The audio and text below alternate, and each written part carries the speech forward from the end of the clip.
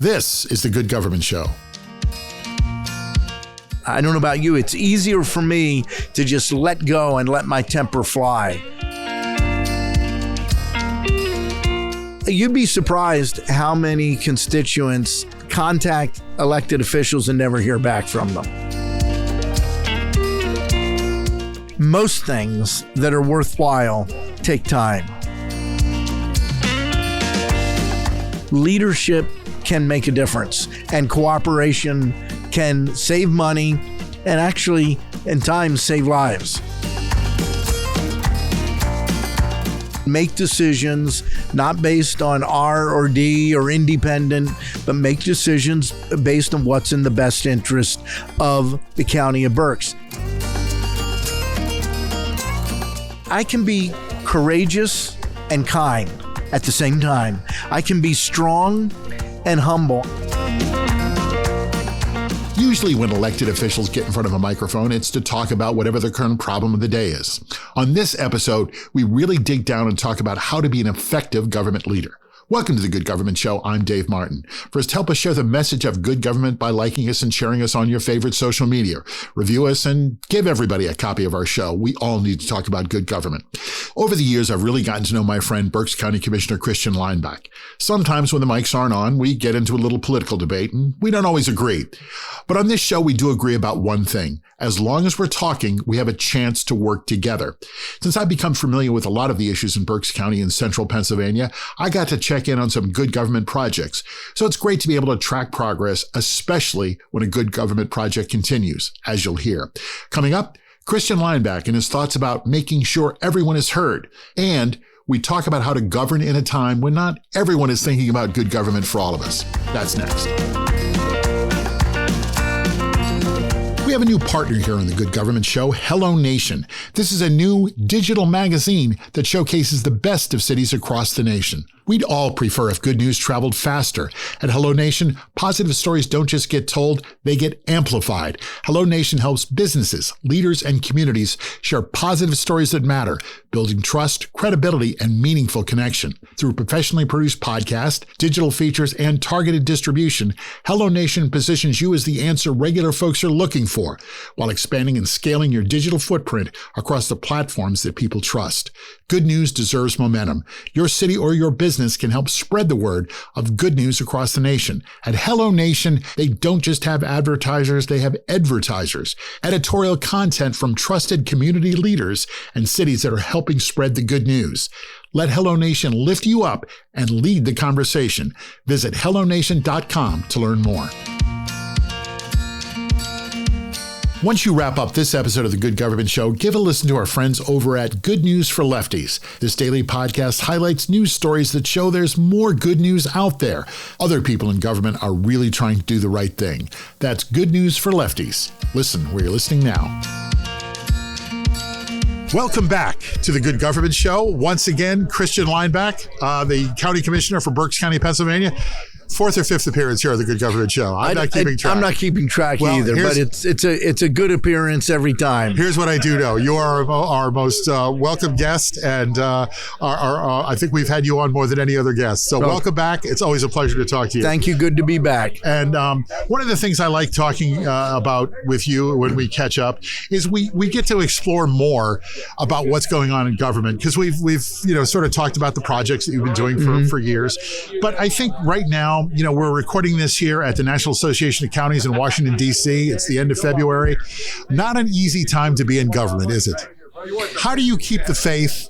And more importantly, how do you let the citizens know of Berks County and of Pennsylvania and of the United States of America that government's doing a good job?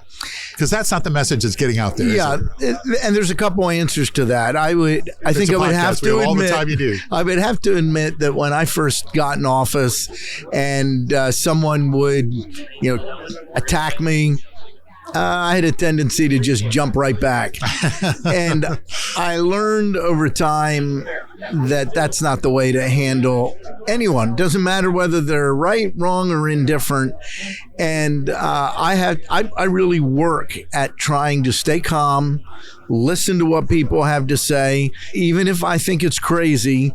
listening, and then determining what's the appropriate way to respond. And sometimes you just simply need to say, look, we are on really opposite sides of this issue. I respect your right to believe what you believe.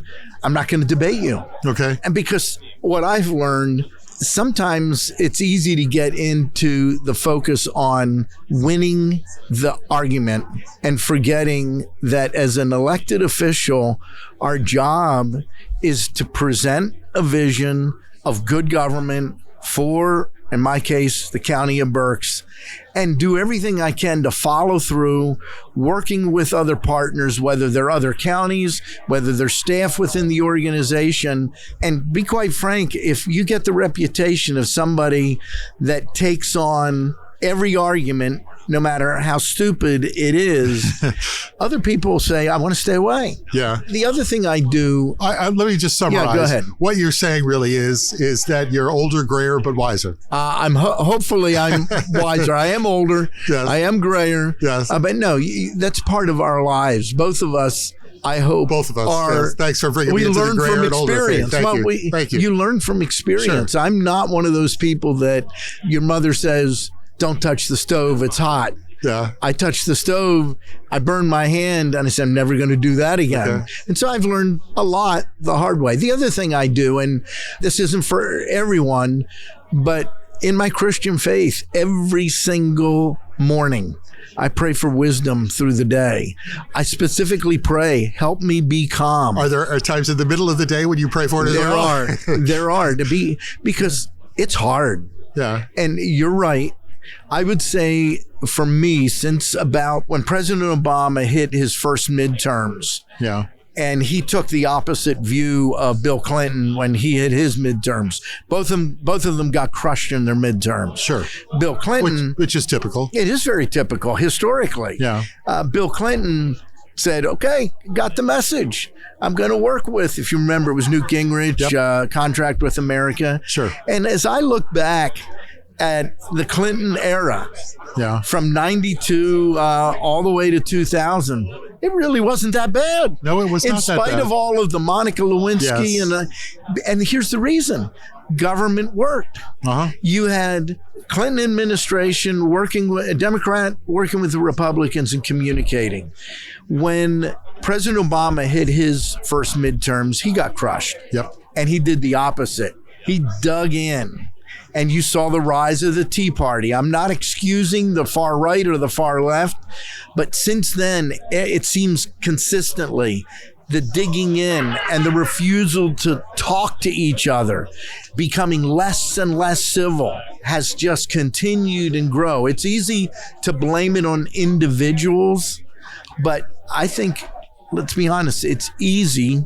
I don't know about you. It's easier for me to just let go and let my temper fly. It takes a lot more control to say, Christian, this comes shut to the up. older, this comes Christian, to the older and wiser part, right? It does. Yeah. But well, how you're a politician, whether you like it or not. You've been a county commissioner for I'm in my 19th year as county commissioner. You're hearing all this and you're seeing all this. And we've had this argument off mic and on mic many times over the years. You know, there's extremes, we disagree, but there are extremes in both sides.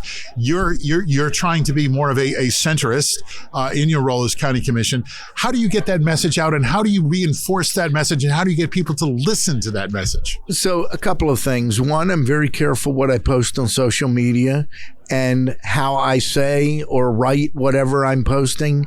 I don't tackle every single issue that's out there. Two, when I'm leading a meeting, and I've had people comment to me about this, I work to be very fair, whether I agree or disagree. We just had a town hall that was challenging, large town hall, had to do with ICE purchasing a warehouse in northern Berks County, blindsiding us at the county level. A number of the people wanted me to just come out and say that I'm going to do everything I can to stop it. And my answer was, no, I'm doing everything I can to get answers on every aspect of that. But I didn't engage them in a fight. A lot of people take the bait and they start a verbal battle back and forth.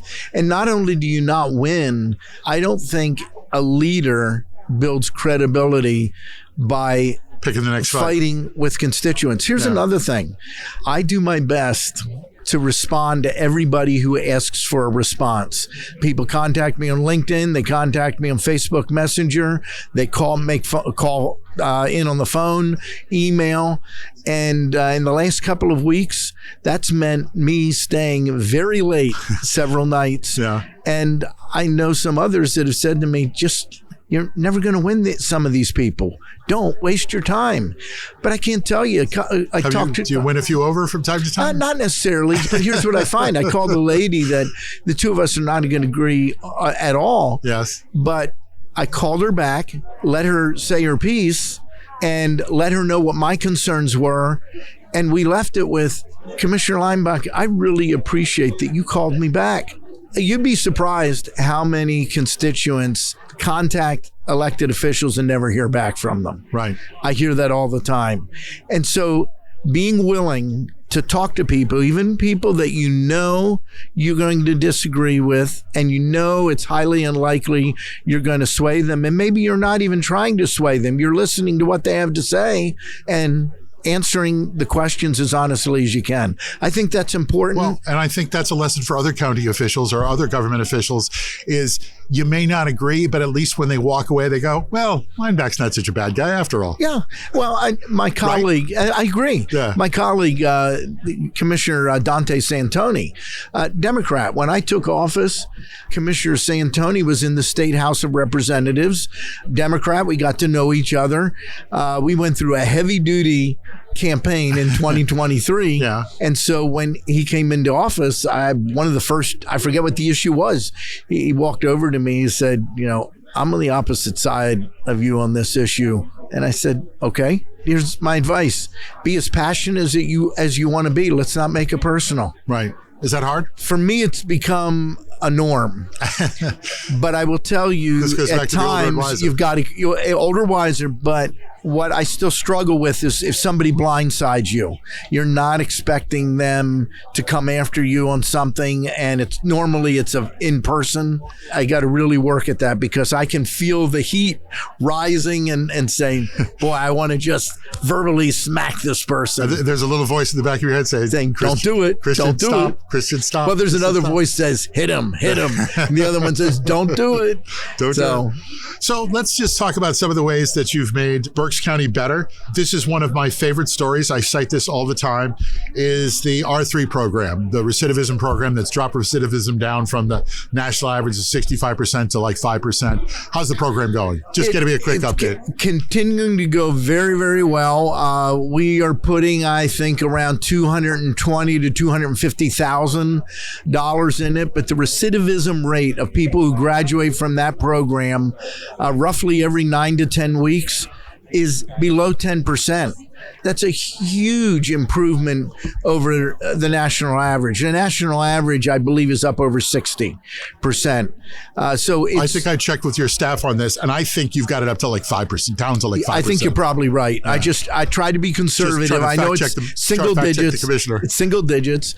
I'll tell you another one. Just this week, yes, Berks was one of the first counties prior to my time as a commissioner in 2008 to start treatment courts, and I believe the first was DUI court and drug court. And a treatment court provides alternatives to jail for people that meet certain requirements. Right. It does not involve violent crimes. But these have been so successful, and over the years, we've added mental health court and veterans court. Just this past week, the AOPC, which is the unit in our Commonwealth of Pennsylvania that oversees our courts, certified the treatment courts in Berks County. Oh, that's big. And so I had Judge Eleni Geishauser come in with some folks from her staff, folks from probation, just this past Thursday to talk about why it's important, why it works. And she shared their number on treatment courts is 7% recidivism rate. Those are people, and they're checking 3 years later.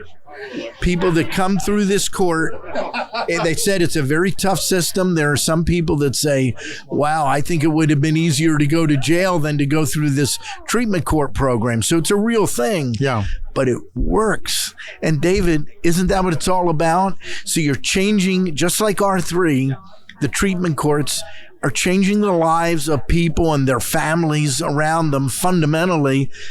And guess what? It's saving taxpayer money. Well, I was going to mention that. I mean, both sides. No small bonus here. You're saving money. Especially when they're not going to jail. Right. And then you have pretty much 93% not coming back into the criminal justice system. So those are things that I'm proud of being a part of, but I can't emphasize enough.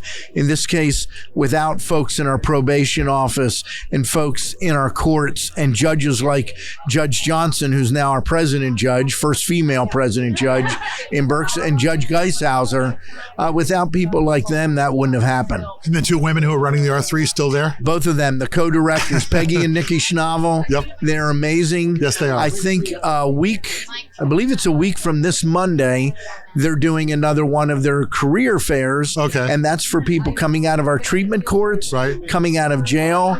Probably we'll have 40 different businesses there, and they help them write a resume. Yep. They on the spot help them do mock interviews so that when they go to actually meet the businesses and fill out an application and do the interviews, they've had help from professionals. Our solicitor, our county solicitor, volunteers her time to help almost every year. Well, twice a year they do that. And are you still a graduation speaker? What you can be? I still am a graduation speaker at R3, you bet. So when we met, you told me about the trains that you were going to bring to Berks County. How long before I can take the train from Brooklyn to Berks? How we doing? Well, there's two things. We're doing very, very well. I was actually this morning in a presentation with Amtrak and spoke afterwards to the lady from Amtrak. We are very excited. We believe that as early as 2029, 2030, the line could be running between Reading and Philadelphia.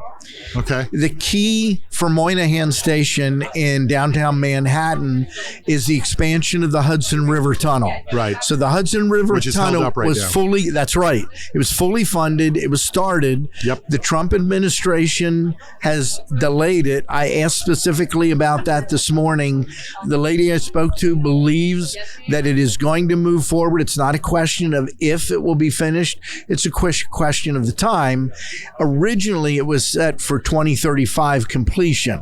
Yeah. I would say that date is in jeopardy, but right now, Amtrak is very positive about the efforts of... With or without someone's name on the tunnel or the exactly. trade yard. So Berks, Chester, Montgomery County, we are still all in on this. And incidentally, last spring, all three of us had to vote to reauthorize the authority for 47 more years.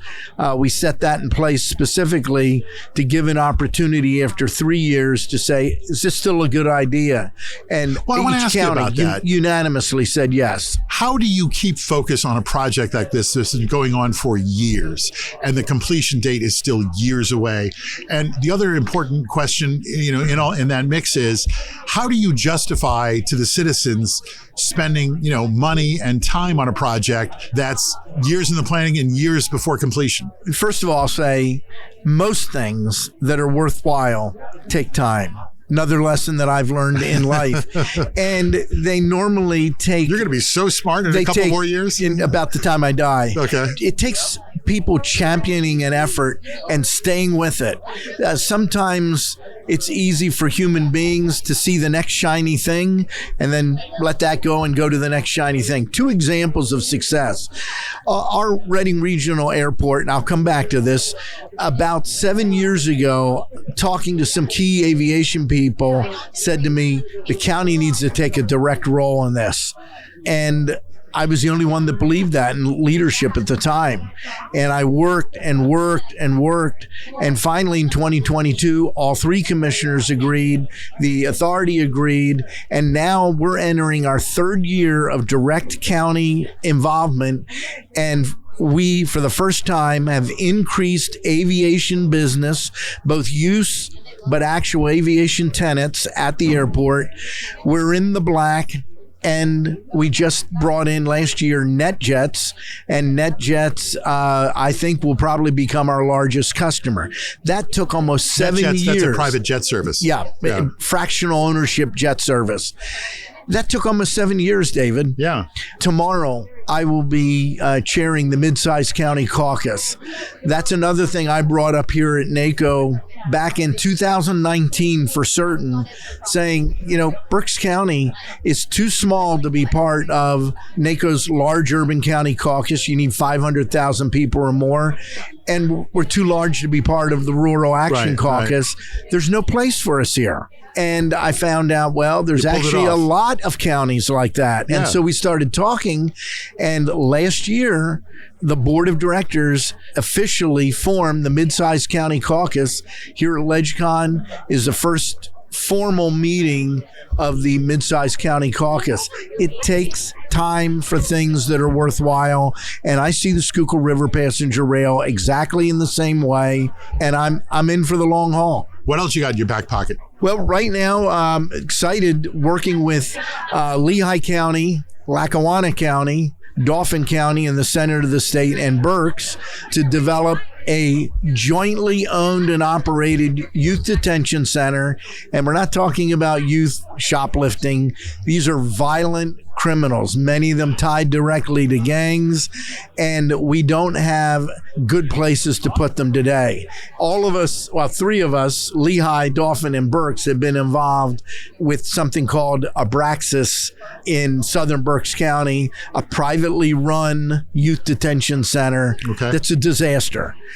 We used to have 12 beds each. I think we're down to 3 beds each, but that's not the disaster. They've had riots, breakouts, escapes.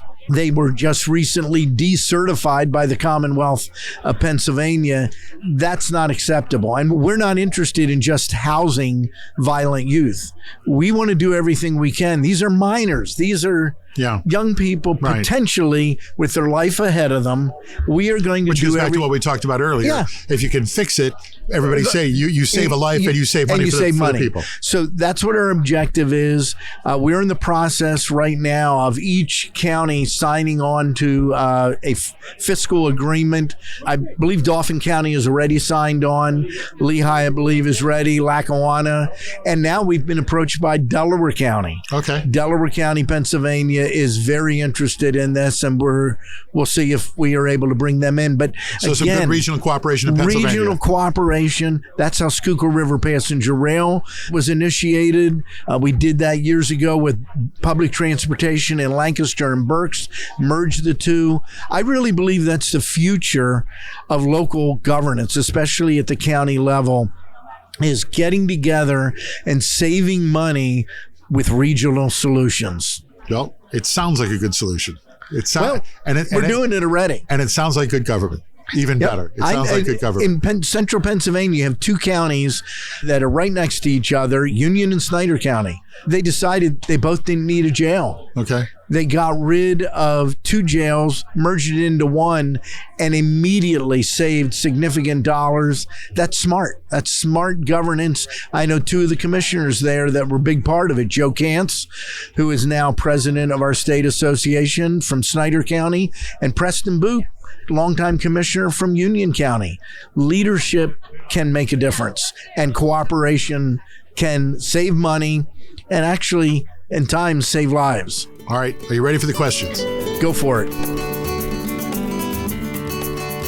The Good Government Show is sponsored by Our. That's OUR for Our Community. Get involved. We hear that all the time from government leaders. Our co-brands with your government's name and logo.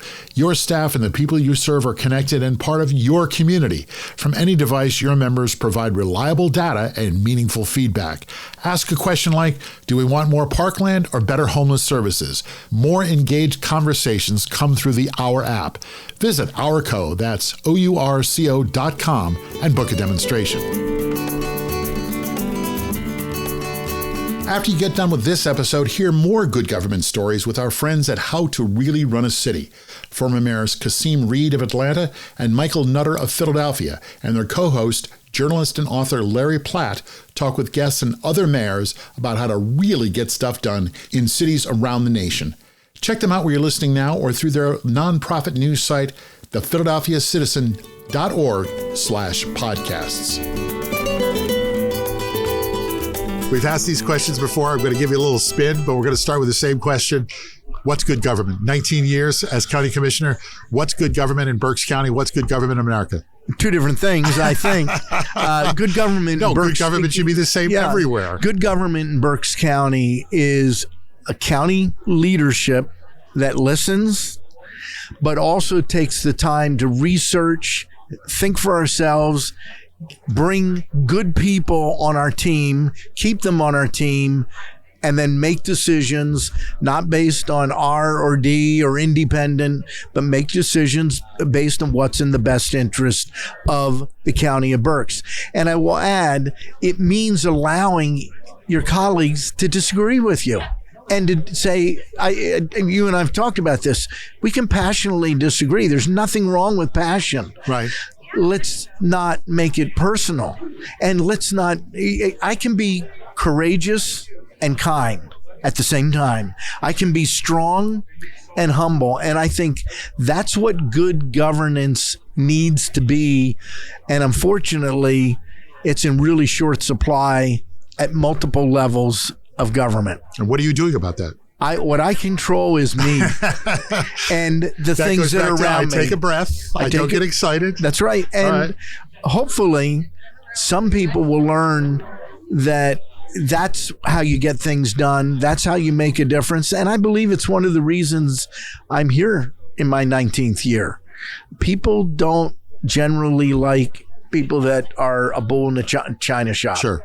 What would you like people in Reading and people in Allentown to do to help government work better? I think one of the things that they can do is understand that when they read a story in the news, hear it on the Good Government Show, wherever it might be, thanks for that, you can only get so much information, and try not to make a definitive decision on whether you support or oppose something based on what you read or heard on the news. Check it out. I love people who call me or text me and say, I heard you say this. I heard that you're supporting this. I don't understand why you would support this. Here are my questions. I love that, because you've got a person that may not agree with me. Yep. Maybe actually doesn't know it, but they take the time to ask and do their own research.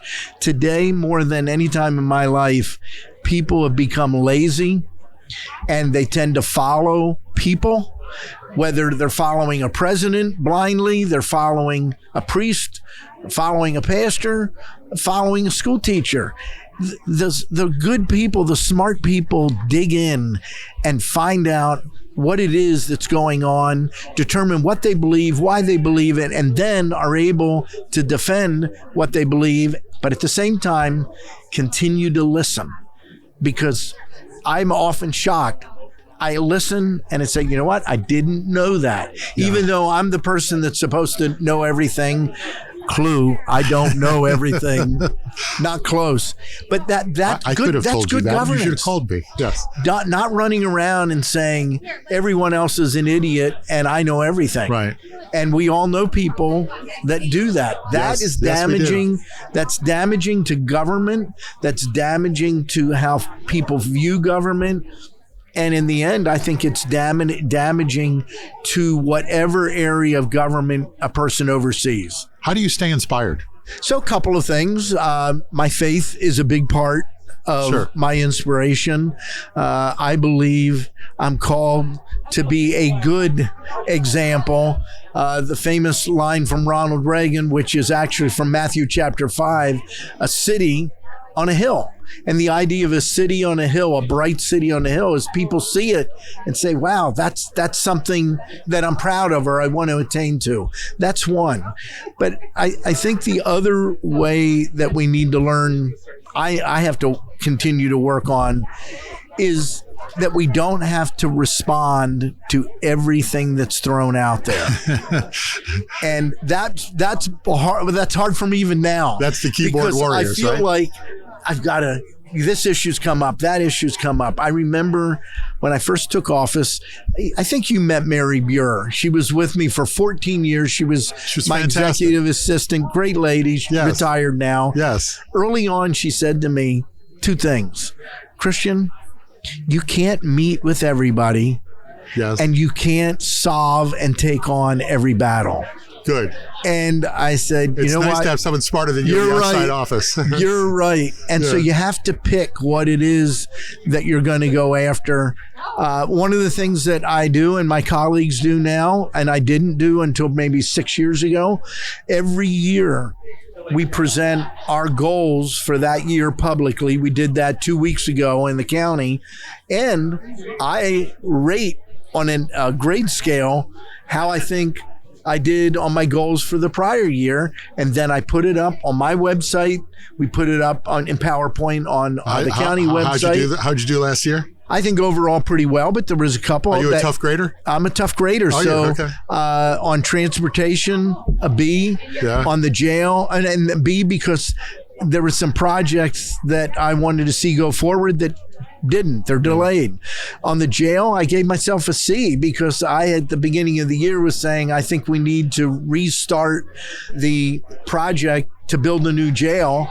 And my leadership team actually came to me shortly after that and said, Christian, this is unaffordable for now and the foreseeable future. I agreed with them, but that was a goal. So you can't be an A on that. But some of the A's were our election security and integrity. Our election staff ran 2 bulletproof elections in the primary and the general. Thrilled with it. The airport is an A. Schuylkill River Passenger Rail, I believe I put a B plus because the process with the Federal Rail Administration has really slowed down, and it's primarily because what they're doing right now with this program, like 69 across the country, they never did before. Yeah. It all came about through the Biden bipartisan infrastructure bill that put money on the table and directed FRA, this is what you're going to do. So it's their first time to the dance. And I get that, but it's frustrating that we didn't get through step one in last year. So, yeah. So no A. What do you know now about government you didn't know 19 years ago? I knew nothing about mental health. Well, now there's where you take a clip out of context. Yeah. Commissioner Leinbach said he knows nothing about mental health. Period. Okay. But mental health, I had no idea how big of an issue it was. Children and youth, just didn't know that. And then I watched it just expand in our jails and us having to deal with that. Children and youth, I didn't know anything about children and youth coming in. I thought, county government was dealing with the budget, being fiscally responsible. But even there, I shared a couple weeks ago, I said, if I'm fully honest, when I said fiscal responsibility is job number one, it was more political rhetoric than because I understood how important that was to county government.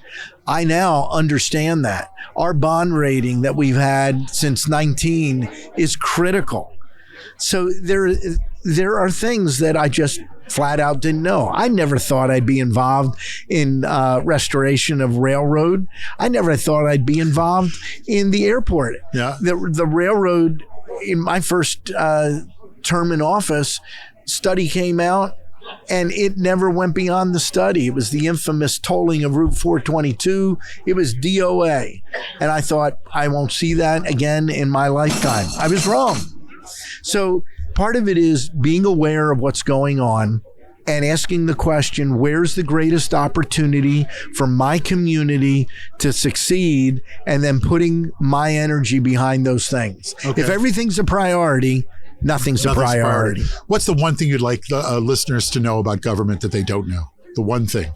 Probably the biggest thing is they probably, for full-time elected officials, and at least the county government, I don't think they have any idea how complex county government actually is. And I'd say larger county government, it more complex, but I have colleagues in rural counties in Pennsylvania who are trying to deal with ambulance service because it takes 45 minutes to get an ambulance to a rural community, or a 5-county area in Pennsylvania where there's not a single hospital, no birthing center. So that's complex. Yeah. That's a health issue.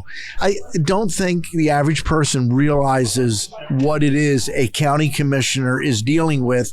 And that's helped me to not waste a lot of time taking on governors, presidents, congressional leaders. I try to stay focused on the issue that I need to address for my community and try to stay out of attacking this person or that person because I don't like a particular issue or the way they said something. What's your favorite place in Reading? Berks County, Pennsylvania. Well, my favorite place in Berks County is Hawk Mountain Sanctuary. Okay. It's the oldest raptor sanctuary in the world. Almost every other raptor sanctuary, and I visited several. You mentioned Hawk Mountain, they know all about it. My favorite place in Reading is the Peanut Bar. Restaurant, the Lifer family. The Peanut Bar. The Peanut Bar. Last year was their 100th anniversary. For a restaurant, wow, that's a big deal. It's a peanut bar because everybody gets served peanuts. So if you have a peanut allergy, you don't want to go to the Peanut Bar, although it should be pretty obvious. Yes. But you crack the peanut and you throw the shells on the floor. Good. But Michael Leifer, very good friend of mine. He's there every single time. Reading Public Museum. For a county our size, the Reading Public Museum is a world-class museum. We have the Appalachian Trail in northern Berks County that goes up into Lehigh County. Yes. So your WAEB listeners, if they go up 309, the Appalachian Trail crosses right over 309. I've hiked that part of it already. Okay. All right. So there's a lot to love in Berks County. Good. This is the Good Government Show. We like to end on good government. Tell me about a good government project that you're trying to get off the ground that you're excited about. You can get disagreement on this, but it's, again, one of my initiatives is the proper utilization of generative AI. All right. I am a tech person at heart. There are a lot of risks with AI, but you start as you do with any technology. I believe technology, whether it was the telephone, the TV, the technology is agnostic. It's how you use it. And so you start by overlaying policy with ethics on how you're going to use it. We have already begun the process. I'm one of the pilots, literally using Microsoft Copilot. So that's an initiative that really just began. I think it can help the public, and here's why the public should care. Getting them quicker access to the information they need and want in a particular department and in county government. We're working to do that. We're looking at several different solutions and making us internally more efficient, more accurate communications, documentation, et cetera. The other thing I'm doing, major initiative, in the next 5 to 10 years, we will turn over about 60% of the leadership in our county just by looking at age, all you need to look at. And I will be one of those. Yes. And I have come to believe how important the people are on our team at every level. Bottom to top. I don't even like the bottom to top. It kind of implies if you're at the bottom, you're less important. Everyone is important, every level. And really focusing on making sure we have the right people in the right positions and that we are supporting people with appropriate pay, attractive benefits, and good training tools. A lot of times, I think, and we started this way, we had very little training support at all for anybody at any level. We are heavily invested in training, leadership training, certain skills training that are necessary in certain departments. And when you invest in your people and you take care of them financially, and you look for the benefits that make a difference in their lives, you end up with loyalty. Okay. And when we do our quarterly employee celebrations 5 years on up, I'm amazed how many times we are 30, 35, 40, 45.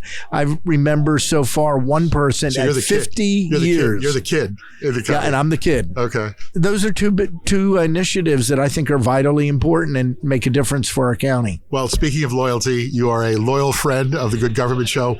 We would not be here were it not for you. Thank you for inspiring us to start the Good Government Show and for being our favorite guest. I think you've been on more than anyone else. So thanks for coming as always. Well, thank you. And thank you for the Good Government Show. And thank you for the sponsors for WAEB, and especially all the best to Jim Ludlow and his new book. Yes, indeed. Our partner, Jim Ludlow, Royal Cousins. Christian, always a pleasure. Talk to you again. Thank you. Thank you. The Good Government Institute has a new partner, the Charles F. Kettering Foundation. I really like their podcast, The Context, and I bet you will too. They have a new series called Democracy Under Construction. The show is hosted by historian Alex Lovett, and he looks back at the first 250 years of U.S. history. Alex digs into the moments that have pushed us towards an inclusive democracy. You can find it wherever you're listening right now, or visit kettering.org and give him a follow. Want to hear more about good government? Check out another show I host, Leading Iowa, Good Government in Iowa Cities. I host the show with Brad Kavanaugh, Mayor of Dubuque, Iowa, and the immediate past president of the Iowa League of Cities. Together, we talk to leaders in Iowa cities. We talk about what works and what good government looks like in Iowa. Join us right here where you're listening now. That's Leading Iowa, Good Government in Iowa Cities.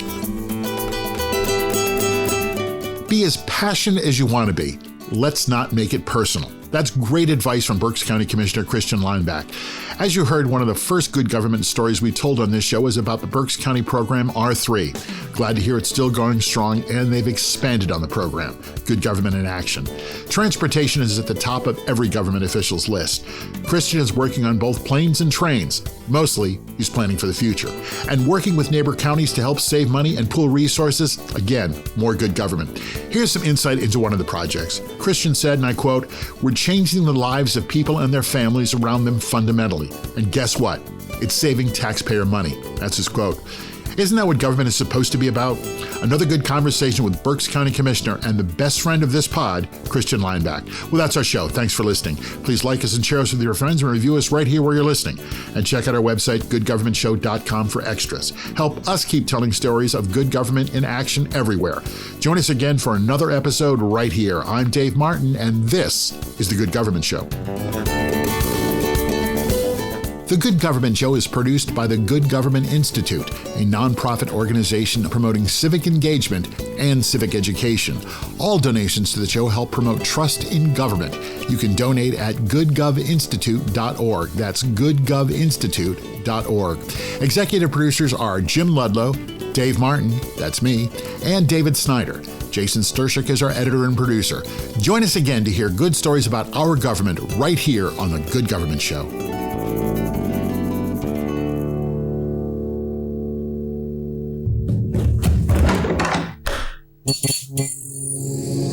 This podcast is part of the Democracy Group.